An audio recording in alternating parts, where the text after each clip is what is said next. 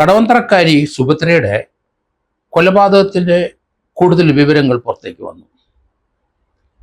പ്രതികളായ മാത്യൂസിനെയും ഷർമിളയും ആ മണ്ണഞ്ചേരി പോലീസ് ഇൻസ്പെക്ടർമാർ ഉടുപ്പിയിൽ പോയി അറസ്റ്റ് ചെയ്ത് ഇന്ന് ഉച്ചയ്ക്ക് കൊണ്ടുവരികയാണ്. എറണാകുളത്ത് താമസിച്ചുകൊണ്ടിരുന്ന ഹോസ്റ്റലൊക്കെ നടത്തിക്കൊണ്ടിരുന്ന സുഭദ്ര, 73 വയസ്സുള്ള സുഭദ്ര, അവരുടെ അടുപ്പക്കാരായിരുന്നു ഷർമിളയും മാത്യൂസും. നിധിൻ എന്ന് വിളിക്കുന്ന മാത്യൂസ് ആലപ്പുഴ മണ്ണഞ്ചേരിക്കാരനാണ്, ക്രിസ്ത്യൻ കുടുംബത്തിലുള്ള ആളാണ്. അയാൾക്ക് 34 വയസ്സുണ്ട്. ഷർമിള എന്ന ഉടുപ്പിക്കാരിക്ക് 38 വയസ്സുണ്ട്. അവിടുത്തെ ഒരു കോൺവെന്റിൽ ഇവള് താമസിച്ചു. അങ്ങനെയാണ് ഈ കല്യാണം നടന്നത്, അനാഥയാണ് എന്നൊക്കെ പറയുന്നുണ്ടെങ്കിലും ഷർമിളയുടെ ഒരു പരിചയക്കാരി പെറമ്പള്ളിയിലെ, ഉടുപ്പി പെറമ്പള്ളി എന്ന സ്ഥലത്ത് ഉണ്ട്. ആ പരിചയക്കാരി മുഖേനയാണ് ഇപ്പോൾ ഇവരെ അറസ്റ്റ് ചെയ്യാൻ പോലീസിന് സാധിച്ചത്. വളരെ ക്രൂരമായ ഒരു കൊലപാതകമാണ്. എന്തിനു വേണ്ടി കൊന്നു? അവരുടെ കയ്യിലുള്ള സ്വർണത്തിന് വേണ്ടിയാണോ? അവർ കൊടുക്കാനുള്ള പണം ഇവർക്ക് കൊടുക്കാൻ കഴിയാതെ വന്നതുകൊണ്ട് അവരെ കൊന്നതാണോ? പോലീസിന് അതിൻ്റെ മോട്ടീവ് എന്താണെന്ന് അത്ര കൃത്യതയില്ല. ഈ കഴിഞ്ഞ ദിവസം ഇതിൻ്റെ പോസ്റ്റ്മോർട്ടം കഴിഞ്ഞപ്പോൾ അതിൻ്റെ റിപ്പോർട്ട് പുറത്തു വന്നു. അത് ഒന്നുകൂടെ പോലീസിനെ ചിന്തിപ്പിക്കുന്നതായിട്ട് വന്നു. കാരണം ആ മൃതദേഹം ഏകദേശം 1 മാസത്തെ പഴക്കമുണ്ട്. ആ മൃതദേഹത്തിൻ്റെ സുഭദ്രയുടെ കൈകൾ പിന്നിലേക്ക് കെട്ടിയിട്ടുണ്ട്. അവരെ അടിച്ച് ഇടിച്ചും ചവിട്ടിയും അങ്ങനെയാണ് കൊന്നിരിക്കുന്നത്. അവരുടെ റിബ്സ്, ഇടതുവശവും വലതുവശവുമുള്ള റിബ്സുകൾ ഒടിഞ്ഞിട്ടുണ്ട്, കഴുത്തൊടിഞ്ഞിട്ടുണ്ട്.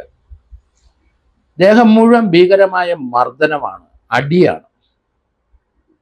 അതെല്ലാം ആൻറ്റിമോട്ടോ ഇഞ്ചുറിയാണ്.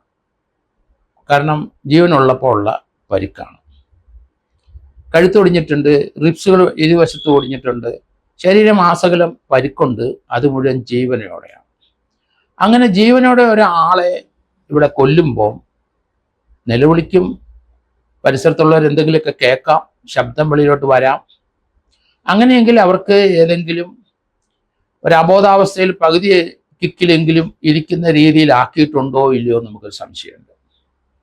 കാരണം തങ്കച്ചനും ഷർമിളയും നല്ല മദ്യപാനികളാണ്, അഡിക്റ്റാണ് രണ്ടുപേരും. സുഭദ്രയും പതുക്കെ പതുക്കെ ഇവരോട് ചേർന്ന അടുപ്പമാണല്ലോ, അല്പം മദ്യം കൊടുക്കുന്നുണ്ടോ കഴിക്കുന്നുണ്ടോ എന്ന് സംശയമുണ്ട്. പക്ഷേ പരുക്കുകളുടെ സ്വഭാവം, നേച്ചർ നോക്കി കഴിയുമ്പം ആൻറ്റിമോർട്ടം മരിക്കുന്നതിന് മുമ്പുള്ള ഇഞ്ചുറി കൂടുതൽ, മരിച്ച ശേഷവും അവരുടെ ശരീരത്തിൽ അടിയുടെ പാടുകളുണ്ട്. അപ്പോൾ 2 വിധത്തിലുള്ള മുറിവുകൾ അവിടെ കാണുന്നുണ്ട്. അതെങ്ങനെ സംഭവിച്ചു എന്ന് സ്വാഭാവികമായിട്ട് നമുക്ക് നോക്കും. ഒരാൾ മരിച്ചു എന്ന് പൂർണ്ണമായ ബോധ്യം കഴിഞ്ഞാൽ പിന്നെ ആ മൃതദേഹത്തെ കിടന്ന് അടിക്കേണ്ട ആവശ്യമില്ലല്ലോ. പക്ഷെ കൈ എന്തിന് പിന്നി കെട്ടി? ഈ അടി സമയത്ത് അവർക്ക് ജീവനുണ്ട്, കയ്യിൽ പിന്നി കെട്ടിയിരിക്കുന്നു. അപ്പോൾ അവരെ അബോധാവസ്ഥ കെട്ടിയതാണോ, അത് അവരെ അറിഞ്ഞുകൊണ്ട് തന്നെ കൈ പിന്നി കെട്ടാൻ സമ്മതിച്ചതാണോ? അങ്ങനെയാണെങ്കിൽ ഇതൊരു മനുഷ്യക്കുരുതിയാണോ എന്ന് സംശയം തോന്നുന്നുണ്ട് എനിക്ക്. കാരണം ഷർമിള ഉടുപ്പിക്കാരിയാണ്. ഏറ്റവും വലിയ മന്ത്രവാദവും കൂടോത്രവും എല്ലാം സജീവമായി ഇന്നും നടക്കുന്ന ഒരു ഏരിയ തന്നെയാണ് ഉടുപ്പി. പ്രത്യേകിച്ച് കർണാടകയിൽ പല സ്ഥലത്തും ഉണ്ട്. മനുഷ്യക്കുരുതിയുമുണ്ട്. ഷർമിള അവിടുത്തുകാരിയാണ്. അവളുടെ വീട്ടിലൊക്കെ തങ്കച്ചൻ്റെ അപ്പനും അമ്മയൊക്കെ പോയിട്ടുണ്ടെന്ന് പറയുന്നു.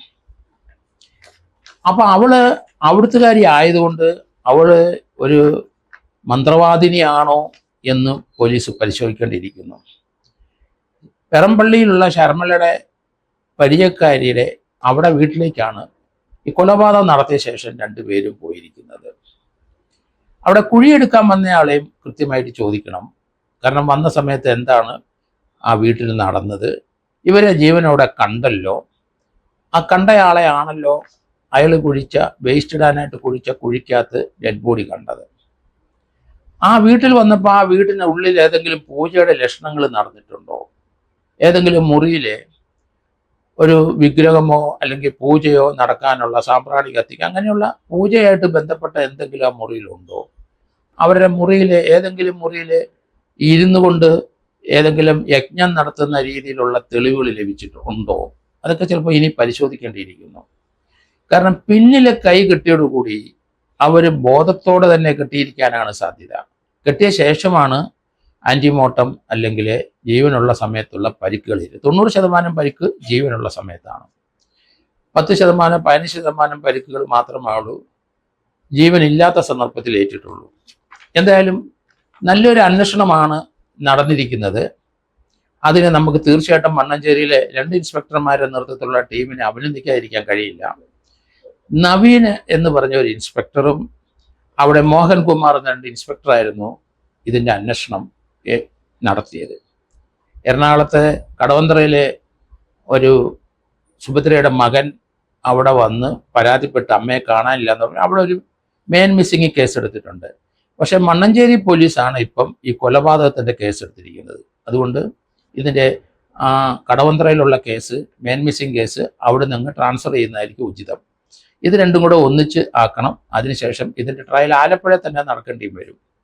സുഭദ്ര എന്ന സ്ത്രീയുടെ 2 വള, സ്വർണ്ണവള, അത് വിറ്റ സമയത്ത് അതിൻ്റെ പൈസ അവർ ഓൺലൈനിലായിരിക്കാം ഇയാളുടെ തങ്കച്ചൻ്റെ അല്ലെങ്കിൽ മാത്യൂസിൻ്റെ അവൻ്റെ അക്കൗണ്ടിൽ വന്നു. അവിടെയാണ് മണ്ണഞ്ചേരി പോലീസിൻ്റെ ബുദ്ധി മനസ്സിലായത്. അക്കൗണ്ടിൽ വന്നതോടുകൂടി അതിന് തൊട്ട് മുമ്പ് ആ മൊബൈൽ ഒന്ന് ഓണാക്കേണ്ടിയും വരും. അങ്ങനെ ശർമിള മൊബൈൽ ഓണാക്കി അപ്പം തന്നെ ലൊക്കേഷൻ പോലീസിന് കിട്ടി. അത് തന്നെയല്ല, അവിടുത്തെ 2 സ്വർണ്ണവള സുഭദ്രയുടെ അവിടെ വിറ്റിട്ട് അതിൻ്റെ പണം ബാങ്കിൽ വന്നു. ബാങ്കിൽ വന്നപ്പം അക്കൗണ്ട് ലൈവായി, മൊബൈലും ലൈവായി. അങ്ങനെ മൊബൈൽ ഓണാക്കാതെ പറ്റാതെ വന്നു. അത് പോലീസ് ശ്രദ്ധിച്ചു. ഈ സമയത്ത് തന്നെ പോലീസ് ഈ ശർമിളയുടെ ഉടുപ്പിയിൽ താമസിച്ച സ്ഥലത്തും പരിസരത്തുമുള്ള അവിടെ കോട്ടയംകാരനായ ഒരു മലയാളി തോംസൺ അവിടുത്തെ കോൺസ്റ്റബിളാണ്, അദ്ദേഹമായിട്ട് ബന്ധപ്പെട്ടു.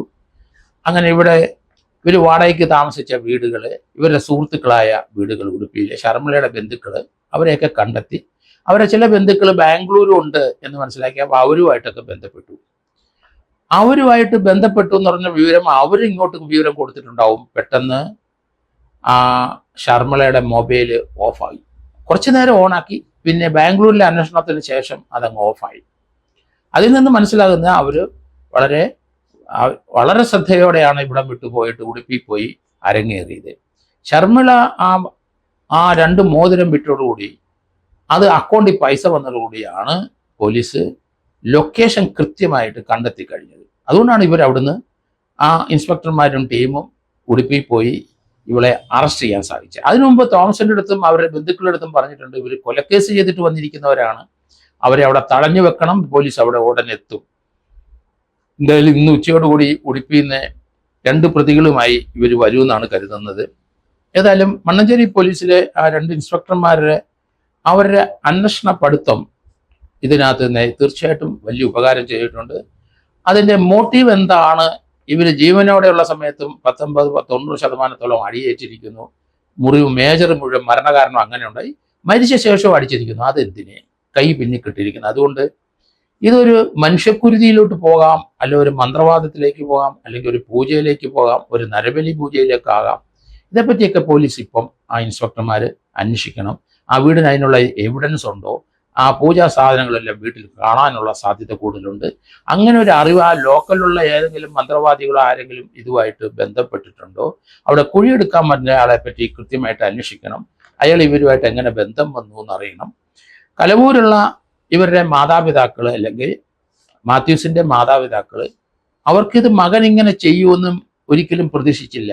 ഇങ്ങനെയുള്ളൊരു സ്ത്രീയായിട്ടുള്ള ബന്ധം കൊണ്ടാണ് ഇത് സംഭവിച്ചതെന്ന് അവർക്കറിയാം. അവൻ മദ്യപാനിയാണെങ്കിലും അവനേലും വലിയ മദ്യപാനിയാണ് ശർമിള എന്ന സ്ത്രീ. അവൾ 24 മണിക്കൂറും. അപ്പം മദ്യം കഴിക്കുന്ന 2 പൂജയുടെ ഇടയ്ക്കും കഴിക്കും. അതിലേക്ക് ആകൃഷ്ടയായിട്ടുണ്ടോ സുഭദ്ര എന്നും സംശയമുണ്ട്. ഏതായാലും പോലീസിന് വളരെ ദൂരം ഈ പോസ്റ്റ്മോർട്ടത്തിൻ്റെ റിപ്പോർട്ട് കൊണ്ട് വളരെ ദൂരം സഞ്ചരിക്കേണ്ടി വരും. അവരുടെ ഡീകമ്പോസ്ഡ് ബോഡി ആണെങ്കിലും 1 മാസത്തെ പഴക്കമുണ്ടെങ്കിലും അവരുടെ വിസ്ര, അവരുടെ ഇൻഡസ്റ്റൈൻ, അവരുടെ സ്മോൾ ഇൻഡസ്റ്റൈൻ അല്ലെങ്കിൽ സ്റ്റൊമക്ക്, ആ അകത്ത് ഏതെങ്കിലും വിഷാംശം ചെന്നിട്ടുണ്ടോ അത് നോക്കേണ്ടിയിരിക്കുന്നു. അവരെ അബോധാവസ്ഥയിലാക്കാനായിട്ട് ശ്രമിച്ചിട്ടുണ്ടോ? അവരുടെ വയറ്റിൽ ഒരു സുഭദ്രയും ഒരു മദ്യപാനിയാക്കി മാറ്റിയിട്ടുണ്ടോ ഇവര്? അവർ കുറേ ദിവസം അവിടെ വന്ന് താമസിച്ചിട്ടും ഭയമില്ലാതെ ഇവരുടെ ഒപ്പം താമസിക്കുന്നു. അതിനുശേഷം ഇവര് ജീവനോടെ ഇരിക്കുമ്പം അവരുടെ സാന്നിധ്യത്തിൽ കുഴിയെടുത്ത് അവരെ മരണശേഷം ആ കുഴിയിൽ അടക്കുന്ന കാഴ്ചയാണ് നമ്മൾ കാണുന്നത്. ഇതെന്ത് വന്നാലും ശരി, ഇത്ര ക്രൂരമായ മനസ്സുള്ള രണ്ടു പേരാണ് ശർമിളയും അതുപോലെ തന്നെ മാത്യൂസും. ശർമിളയുടെ അടിമ തന്നെയാണ് മാത്യൂസ്. കാരണം അത് എന്താണ് അങ്ങനെ ഇവരോട് ഒട്ടിച്ചേർന്ന് നിൽക്കുന്നതിനെ പറ്റി പോലീസ് അന്വേഷിക്കണം. എന്തായാലും ഇതിന്റെ മോട്ടീവ് എന്താണ്? സ്വർണ്ണം എടുക്കാൻ മാത്രമല്ല എന്ന് എനിക്ക് തോന്നുന്നു. അതിനകത്ത് അവരെ പറഞ്ഞു വിശ്വസിപ്പിച്ചൊരു പൂജയുടെ ലക്ഷണം ഉണ്ടാകും. അതിനുശേഷം ഇവരെ കൊന്ന ശേഷം സ്വർണ്ണം എടുത്തു എന്നുള്ളതാണ് തോന്നുന്നത്. എന്തായാലും വരും ദിവസങ്ങളിൽ ഇന്ന് അവരെ കൂടുതൽ ക്വസ്റ്റ്യൻ ചെയ്ത് പോസ്റ്റ്മോർട്ടത്തിന്റെ വിസറയുടെ റിസൾട്ടൂടെ ഒക്കെ വന്നു കഴിയുമ്പോൾ ഇതിന്റെ മോട്ടീവ് മെയിനായിട്ട് ഒരു നരബലിയുടെ ഭാഗമാണോ, സ്വർണ്ണം എടുക്കാൻ മാത്രമാണോ എന്ന് നമുക്ക് അറിയാൻ പറ്റും.